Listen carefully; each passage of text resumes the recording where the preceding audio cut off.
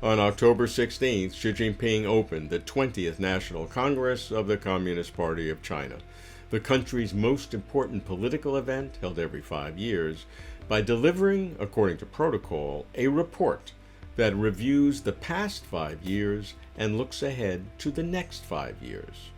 Because to the casual ear, the structure, style, and phrases of reports can all sound similar, one may not easily grasp this report's transformative significance. In fact, there are new ideas and original thinking, often expressed with new phrases and subtle shifts in emphasis and tone, which collectively provide insight into how Xi Jinping is thinking and what China is planning. In my commentary, I review what remains constant, and I highlight what strikes me as novel and worthy of attention. I start with the timeline, because while the year 2035 was introduced at the 19th CPC National Congress, Xi now makes it explicit that the party is leading China in a two-step process to full modernization and national rejuvenation. According to the formal language, basically realize socialist modernization by 2035 and build a great modern socialist country by mid-century. The latter is described by 6 aspirational adjectives: prosperous, strong, democratic, culturally advanced, harmonious, and beautiful. Thus, the 20th CPC National Congress not only is looking ahead 5 years, the traditional mandate of party Congress reports, but also is providing a roadmap for the next 13 years to 2035 and for the next 25 plus years to mid-century. She begins by presenting the overarching theme of the Congress. In part, hold high the great banner of socialism with Chinese characteristics, fully implement the thought on socialism with Chinese characteristics for a new era, and strive in unity to build a modern socialist country in all respects. The thought on, as everyone knows, is Xi Jinping thought on, and it was recently established as the ideological foundation of the party. She then reviews China's remarkable development over the past decade in spite of challenges and obstacles, and he calls for accelerating a new development pattern, pursuing high-quality development and advancing a beautiful China initiative with a holistic and systematic approach to the conservation and improvement of the environment. Consistent themes stress overall and uncontestable party leadership, carrying forward the great founding spirit of the party staying close to the people in a people-centered approach to development, and governing the party strictly with respect to work styles and moral behaviors. Now, here are some directives that I call out as new and noteworthy. My list is personal and by no means exhaustive. Common prosperity is featured but not overweighted.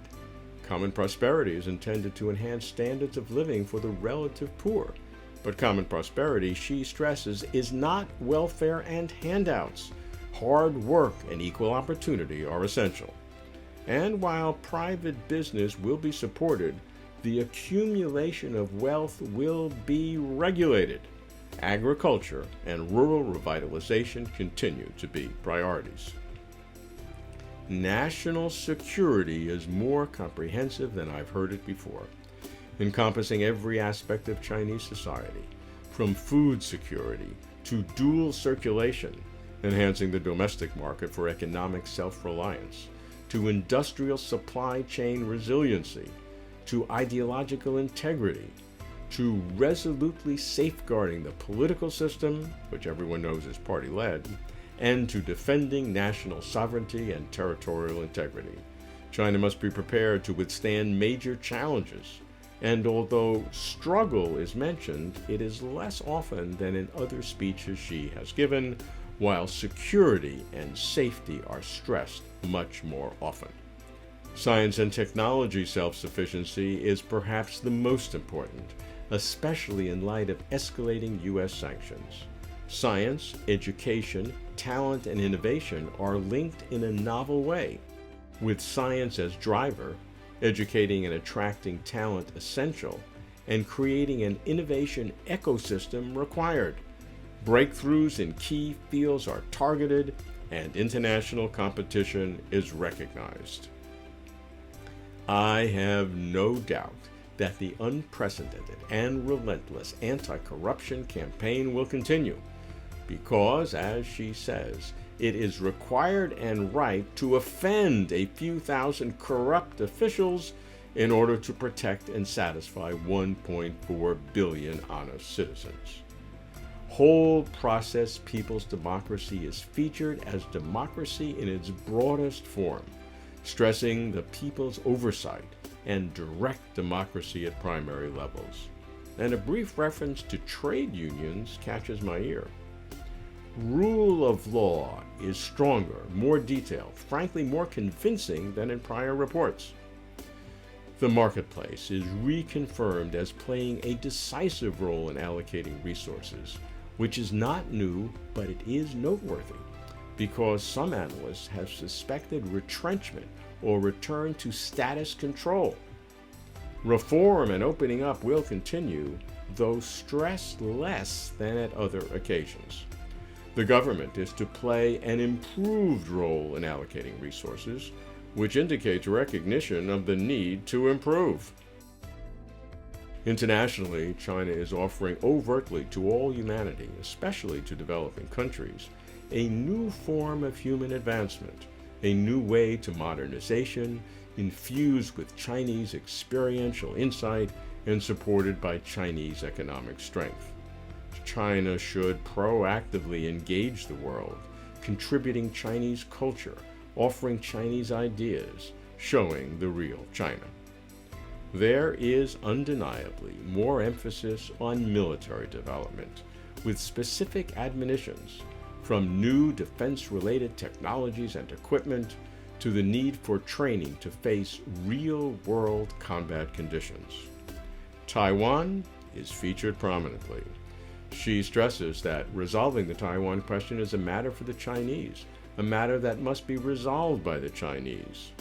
While the appeal for peaceful reunification with Taiwan is consistent, two declarations stand out with unambiguous clarity.